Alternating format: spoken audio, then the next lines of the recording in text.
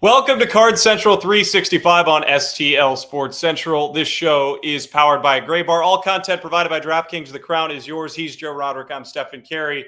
What a night last night. And before we get started on the Game 1 victory for the Cardinals, I do need to issue an apology. An apology to everyone who tuned in to me a few days ago saying the Cardinals could not beat the Cubs at their own game. Well, hand up.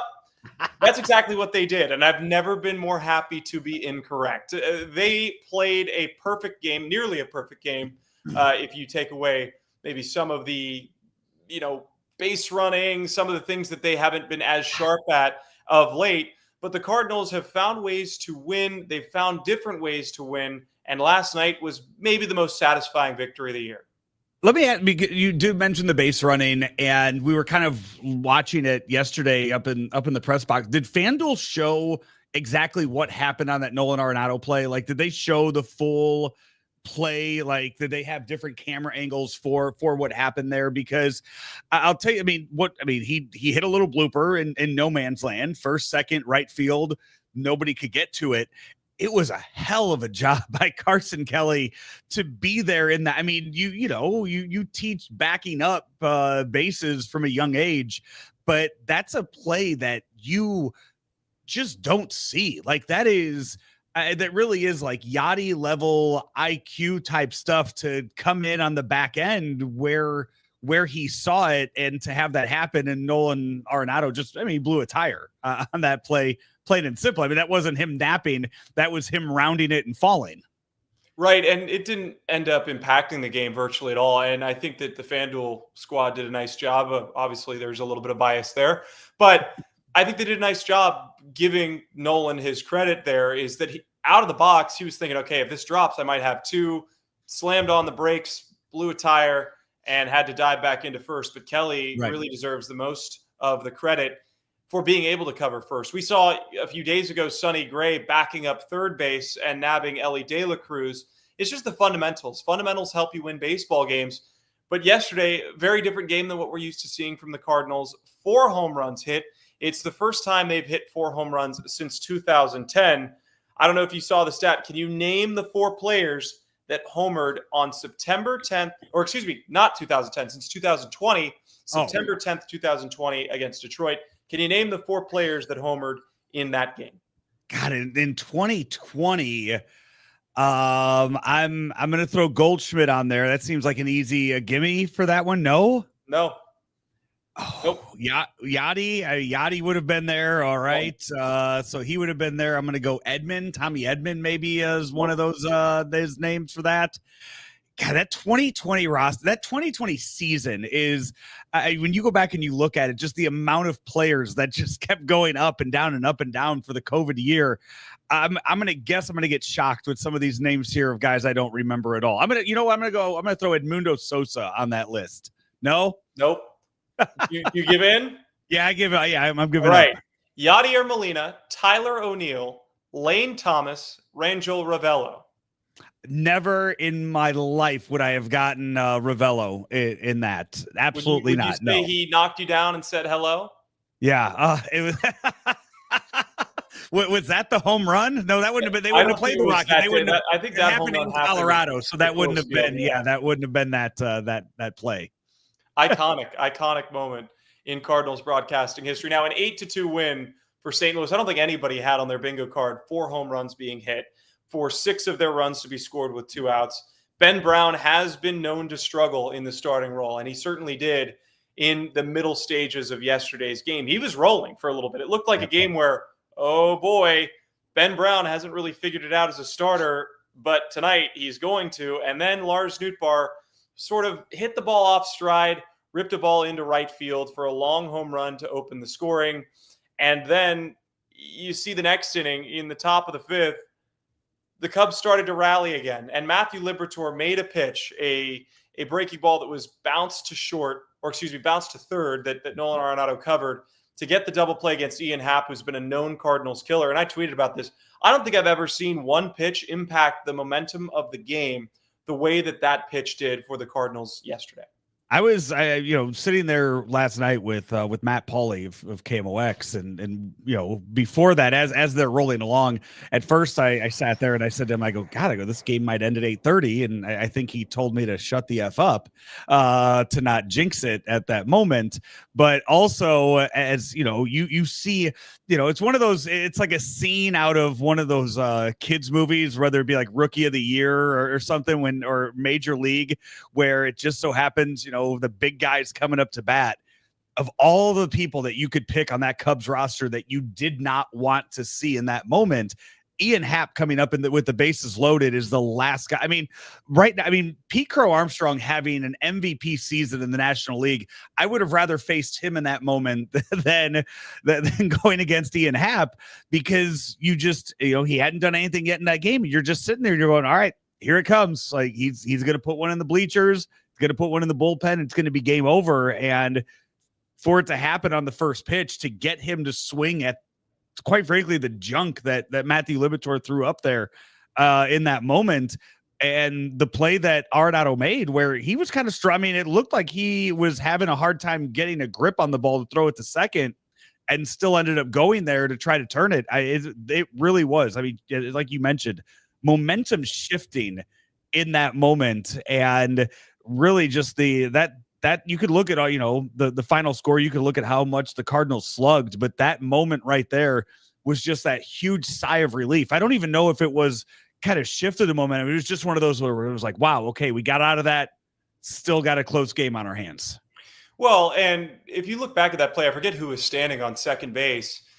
I think it was Carson Kelly who stopped in between second and third, almost making it a more difficult play for Arenado to get the runner. There's a hard slide into second. Brendan Donovan continues to be one of the best defensive second basemen in the league. And it's in the little nuances of the game, right? How you turn the double play, not necessarily just picking it, diving, and laying out for the plays that people can see, but the small fundamental aspects of his game.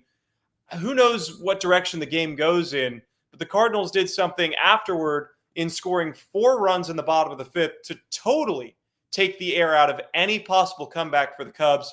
And I think that was all she wrote in game number 1. But a quick reminder that this show is powered by Graybar, your distributor for electrical and datacom needs. He's Joe Roderick. I'm Stefan Caray. This is Card Central 365.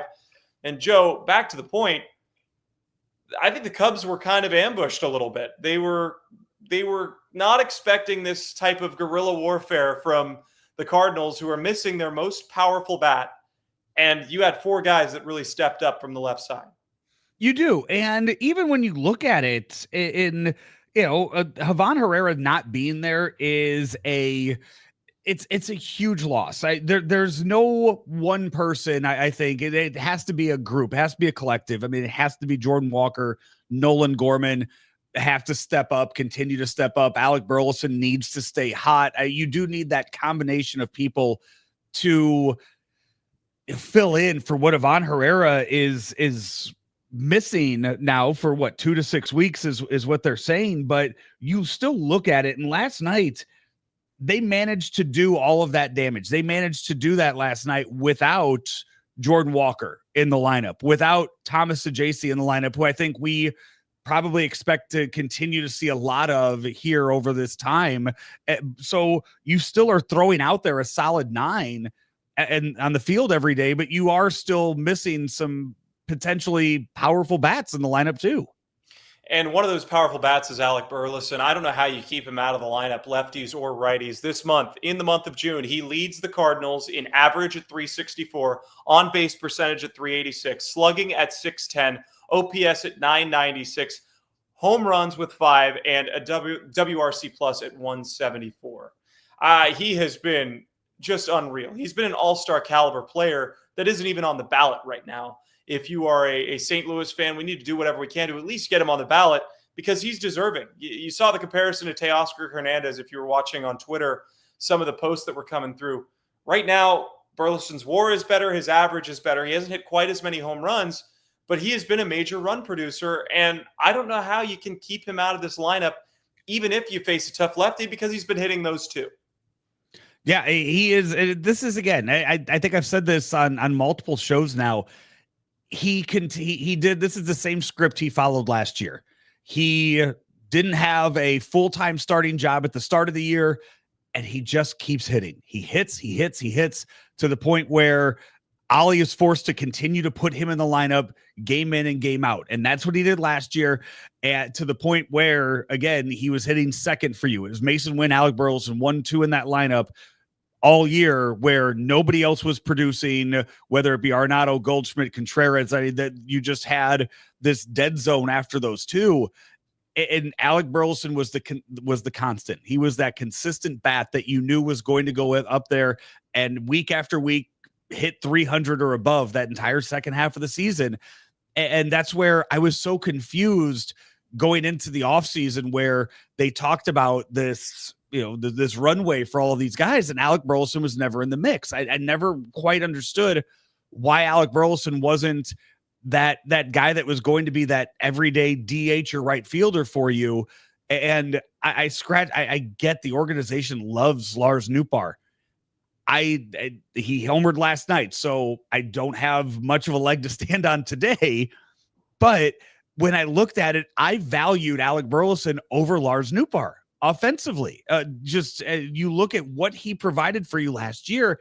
That's why it was so confusing to me where the organization kind of had the value for those guys. So to see Alec Burleson getting the opportunity and, again, running with it, I think he is that one guy that needs to get those at-bats day in and day out. And, okay, it's going to cost you a little bit in the outfield, maybe. Maybe 1 or 2 plays a week, he doesn't get to a ball that Lars or Jordan Walker could get to. But I think he's going to produce more runs than he's going to allow. Yeah, and you might start to see Jordan Walker being impacted playing time-wise with the way that Burleson's hitting. The only way that happens is if Burleson hits hotter than anyone else on the planet, which he is right now. I mean, he is on fire. He is just ablaze at the plate. And he hasn't been playing poor defense either. Now, you talk about Lars Nootbaar, and I want to stay with this for a moment. Nootbaar hit his first home run since May 27th at Baltimore. He took some good at-bats. He took some good swings. He is starting to look a little bit more like himself, and it looks like he's a little bit more comfortable at the bottom part of the order, which is great. Ollie stacked the lefties yesterday. I don't think he expected 4 home runs to be hit, and it wasn't something that you can reasonably expect from the Cardinals as of the last 4 years, because they haven't done it since 2020. Brendan Donovan is another guy that comes to mind. He almost hit 2 out yesterday. So part of me is hoping that it's not just they were all over Ben Brown, but that Brant Brown continues to have his great game plans, and these guys are locked in for the entire series. And I hope it continues tonight. Yeah, the Cubs overall, I know they're expecting Amanaga to come back Thursday, which he'll probably be limited, but really going to be fun to see Gray versus Amanaga, which I believe is the projected starters for Thursday right now. But the Cubs, I mean, they're kind of stuck with it. So I was going back and forth watching some Cubs post game last night, watching our post game here on STL Sports Central. And you would have thought that the loss last night took them out of playoff contention, like eliminated them from playoff contention. They were hurting bad at the fact that they lost the first game that they played this season to the Cardinals. But there's this talk, and you listen to them. They don't want Ben Brown to start another game for them the rest of the year. They don't have options. Amanaga's been gone for a while. Justin Steele's gone for the year. The Cubs right now are piecing it together while they try to find a trade partner or an opportunity to go out there and get more arms to kind of push them into this playoff run that they think they can go deep into the postseason in October.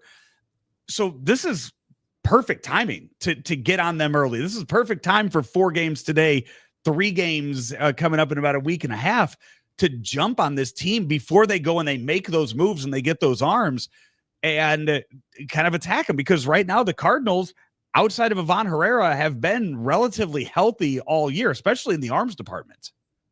Well, they are a team that mirrors the Dodgers in a lot of ways. They're a team that is one of the best teams in the National League, but pitching depth has been an issue. They're a team that in their farm system have a ton of good offensive players. Moises Ballesteros, James Triantos, Owen Casey are just a few names, that Kevin Alcantara that come to mind. These are all players that are crowded out that probably could make an impact on the big league team, but they're so stacked at every position on the major league club that it's hard to find everyday at bats. We've had similar conversations about the Cardinals. I almost wish that it was a little bit closer yesterday. I know this sounds crazy, so that you could get some of their better relievers out of the way in game one. This is a really good bullpen for the Cubs. They saved some of their better arms. Pomeranz wasn't seen. You didn't see Thielbar. You didn't see Palencia. And I'm sure they're going to save those guys for a closer contest. But tonight, you get a really good pitching matchup in Jameson Taillon, who's had success against the Cardinals, versus Michael McGreevy. But before we touch on that, Joe Roderick, we do need to mention that baseball season is officially underway, and it's time to step up to the plate with DraftKings Pick 6. Think of DraftKings Pick 6 as your fastball right down the middle. It's the easiest way to play for cash and take a shot at a big win. Just select 2 or more players and choose if they'll have more or less of a stat. Pick 6 is available in most states, including California, Texas, Georgia, Missouri, and more. Cash in your baseball knowledge. New players get $50 in Pick 6 credits instantly on just a $5 entry. Download the DraftKings Pick 6 app and use code STL Sports. That's code STL Sports. For new customers to play $5, get $50 in Pick 6 credits. Better payouts, bigger wins, only with Pick 6 from DraftKings. The crown is yours. Gambling problem? Call 1-800-GAMBLER. Help is available for problem gambling. Call 888-789-7777 or visit ccpg.org in Connecticut. Must be 18 and over. Age and eligibility restrictions vary by jurisdiction. Pick 6 not available everywhere, including New York and Ontario. Void where prohibited. 1 per new customer. Bonus awarded as non-withdrawable Pick 6 credits that expire in 14 days. Limited time offer. See terms at pick6.draftkings.com/promos. Stefan, I just want to jump just quick. I mean, you were talking about that we didn't see the Cubs back end of the bullpen. I mean, same thing goes for the Cardinals, though. And the Cardinals didn't throw their guys on Sunday either. So very much looking forward to seeing, because I was wondering, too, if they would have put out Helsley in that 9th just to have him come in there and shut it down, because he didn't pitch on Sunday and just kind of really close the door on him. But Roderick Munoz did more than a fine job in that situation. But yeah, the Cardinals still have, I mean, they have Maton, they have Helsley still to go in the back end of their bullpen too, and whatever other configuration they're going to go with. I don't know who the 7th inning guy is at the moment for the Cardinals with the way Leahy's been getting hit as of late. I guess it's JoJo. It's his job right now in the 7th.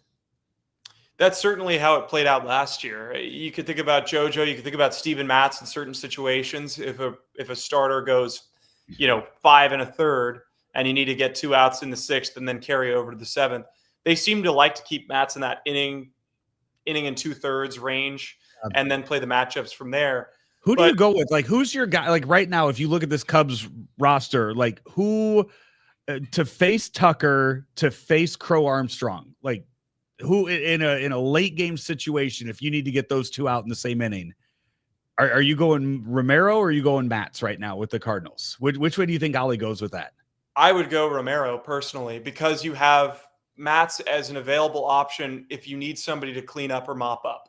If you have somebody that throws 80 pitches but gives up 3 runs in 4 innings or 4 1/3, you can get Steven Matz out there to eat up a couple of innings. Now, Roderick Munoz coming in, I thought that was a perfect situation for him to get into the game. You didn't want to use too many relievers. You don't know what he has yet. You really don't. I mean, Roderick's had good appearances and not so good appearances.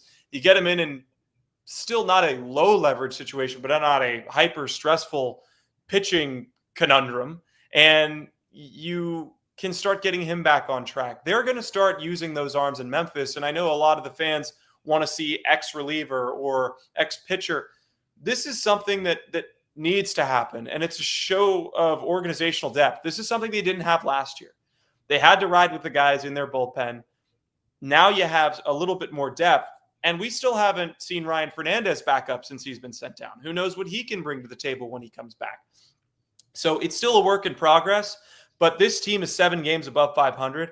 They have a chance to guarantee at least a series split tonight against one of the best teams in the National League and the top team in the division. Oh, and by the way, if you do win, you get to within 2.5 games, which I would certainly consider striking range.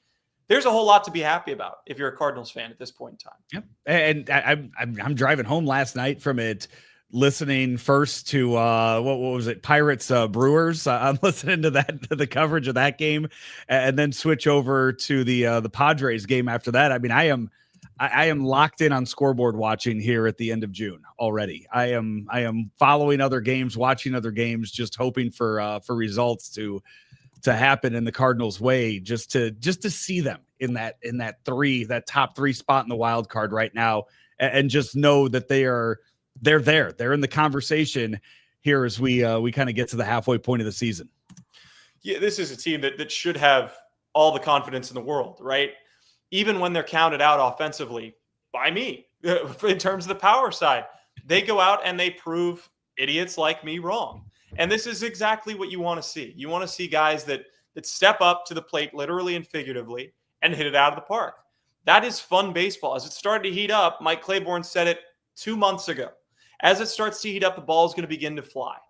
Well, we saw that last night. Hopefully we don't see it from the boys in blue tonight, and we keep seeing it from the Redbirds. But this is a really, really fun, intriguing matchup in game 2, and one that I find to be, you never want to say a game is the most important. I've said that a couple of times about a couple of games. I thought yesterday was a really, really important game for the Cardinals so that they weren't down a game and didn't have to think series split after the first one. But you look at the back 2 games of this series, Boyd has been the best starter for the Cubs this year. He's been the best starter. His numbers are great. He so often holds the opponent to 2 or less runs. And then we know what Shota Imanaga can do. He is coming off the IL, but those are going to be 2 tough games with a lineup that is pretty lefty heavy for the Cardinals. Most of your power has been coming from the left side recently. This is a big one for Michael McGreevy, who pitched really well his last time out. Yeah, and every time before that. And it's another situation of, looking ahead, is this going to be the game where he finally stays up here? Is this going to be the one because I think we'd have to look at it right now.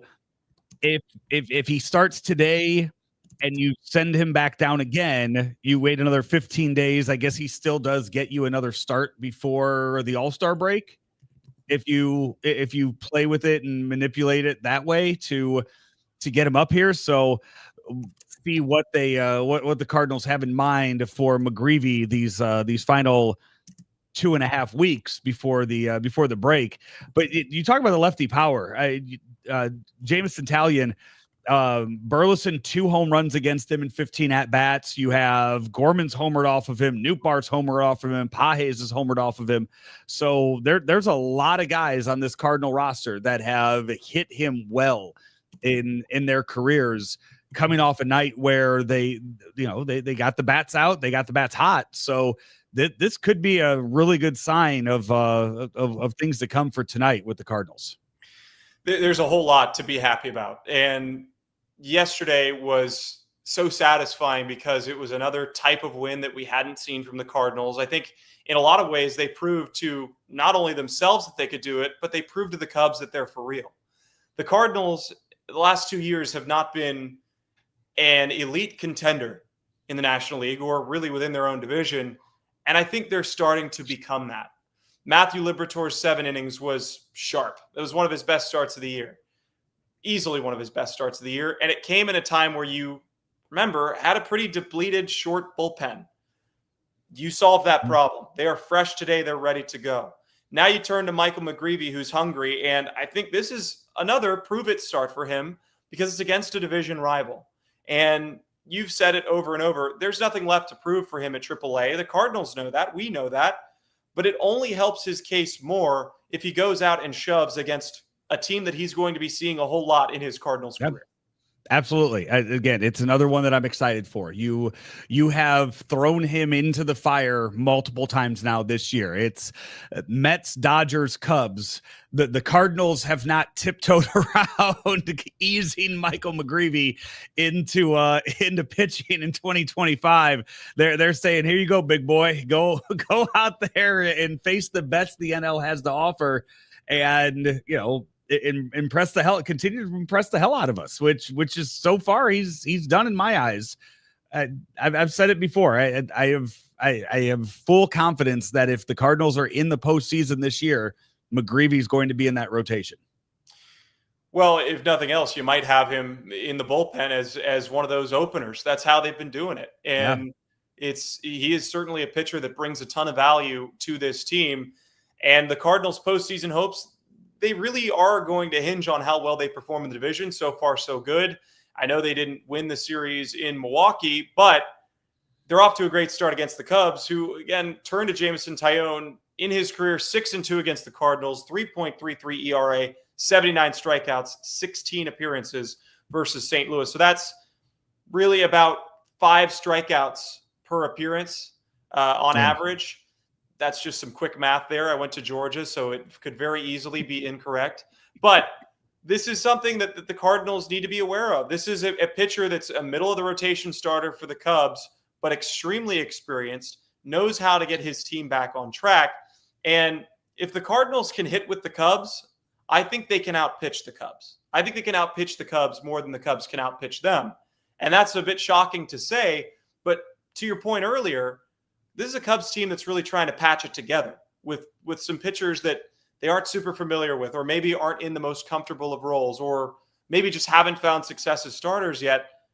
This is the time to go after the Cubs in a very similar fashion to what they did against the Dodgers a few weeks ago at Busch Stadium. Yeah, that's kind of what I said earlier too. Get them before they stack up the roster at the trade deadline. I think it's one of those, every year you kind of look at it and you know which teams are in contention, you know which teams probably aren't. You would think now would be the time to go after. I mean, why wait on going out there and getting a starter when you can go get a starting pitcher and have him for 5 more starts before the trade deadline? I mean, the Cubs were well aware when they lost Justin Steele, when they lost Imanaga, they were hey, we just lost our number 1 and our number 2. Why would you not immediately go out and get a starter then from a team that is clearly out of the running for it, and try to piece things together and improve yourself now instead of waiting until the end of July? Well, and I'm not sure exactly what the contract deal is for a lot of their players, what the free agency status will be for some of their outfielders or their infielders. I know that priority A, B, C, and D for the fan base is to extend Pete Crow Armstrong, and rightfully so. He's been one of the best players in baseball. But they also have players in their farm system that they might not want to give up. And to me, you always hear about GMs trying to gauge the market and really wait out other teams so they get the best possible deal. I don't know if the Cubs are in a position where they can really afford to do that. They have had a bit of a slide since their schedule hardened up. It has been a more difficult path than it was a few weeks ago. And that's maybe the understatement of the century. You need to go out and get a starter from a team that's out of it. Now, I don't know who that is. I don't know if it's a team like the Marlins or a team like, say the Rockies or the White Sox. What value some of those starting pitchers have, I'm not sure, to the Cubs. I don't really know who they have in their farm system starting wise either. I know that Cade Horton was their player, but they need more than that. And in a strange turn of events, the Cubs, who have been really good at player development over the last few years, don't have a lot of starting pitching depth. The Cardinals do. Yeah, that's 100%. I don't know enough about the Cubs farm system either, outside of Moises Ballesteros. That's about the extent of my knowledge with that Cubs farm system. But you would think if they're going on this run and they're not sure what the future holds with them having Kyle Tucker, like it could be a one and done deal. This could be their window right now with having the offense the way they have it set up with Pete Crow Armstrong, with Kyle Tucker in there. So this window could be very small, where you're going out there and you're getting a guy on a contract season to just kind of sure things up and have a guy that can go game 1, game 2 for you in the playoffs. And this is a Cubs team to me that is going to be in the playoffs. I don't really see a reality where they're not at least one of the wildcard teams. They're just too good. Unless they have a major fall off or some injuries befall them. But the Cardinals going out and playing the way they did is extremely encouraging. Game 2 tonight is a fun one that we're going to keep a very close eye on. And I will not make any bold predictions about what the Cardinals can and can't do in order to win game number 2, because we all saw how that worked out last time. 6:45 p.m. Central Time is first pitch. There aren't any lineups out yet, but a couple of the numbers: Burleson, 15 at bats, 2 home runs, 2 RBIs against Taillon. Arenado, 440 average against Tyone as an RBI and 25 at-bats. I mean, most of the players have at least 10 at-bats in your starting lineup, at least the main guys. And Contreras has struggled against him.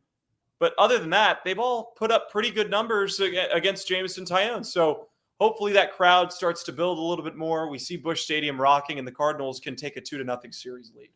Yeah, and as you mentioned earlier too, you're facing a lefty on Wednesday and on Thursday. So imagine we will see no Walker, no Sajaci tonight, and then you'll see those two in both games coming up in the games 3 and 4 of the series. That would be my guess. I would imagine a very similar lineup tonight from what we saw yesterday.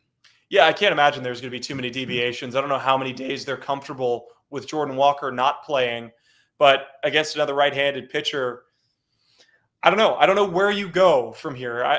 If you're the Cardinals, Alec Burleson is stabilizing that middle of the order that was sort of thrown into chaos with Ivan Herrera being injured. I'm not saying that you can't put Walker in. You might be able to say, hey, all right, we want to have Walker play right, Burleson in left, or maybe Burleson DHing. But there are just so many different things that you can do, and we'll see how they play it. And Thomas Sajaci is another factor that you need to consider, because against lefties, you've got Nolan Arenado in there. Does that mean you're going to automatically move Brendan Donovan into left field? I'm not entirely sure that's what happens, considering that Burleson's been hitting better against lefties than just about anyone over the last few weeks. Yeah, I would imagine. Yeah, maybe you'll see Gorman off both days, Newt probably off one of those days, and kind of figure it out from there. But you need to keep Burleson's hot bat in there. He's hitting lefties. Keep him in there against lefties. Just keep it going with him. Don't let him get cool at any point. But Sajaci is the one I want to see get a majority of the at-bats here. He's up here. He hit well the first time. Let him keep hitting this go around too. I think that's a perfect place to make our exit here. This has been the Cards Central 365 show on STL Sports Central. All content is provided by DraftKings. The crown is yours. This show powered by Gray Bar. Joe, any final thoughts before we send it off? Looking forward to another game tonight. Cardinals Cubs, and like you mentioned earlier, 27,000 there last night. That's not good enough. No, it needs to be in the 30s tonight. Absolutely. Hopefully last night's game brings a few more people out tonight. This team's for real. Get your butts in some seats and enjoy a wonderful evening at Busch Stadium. One of the best rivalries in baseball continues tonight. Game 2, 6:45 Central. We'll have the post-game coverage right here on STL Sports Central. Thanks for joining us. Looking forward to hopefully another Cardinals win.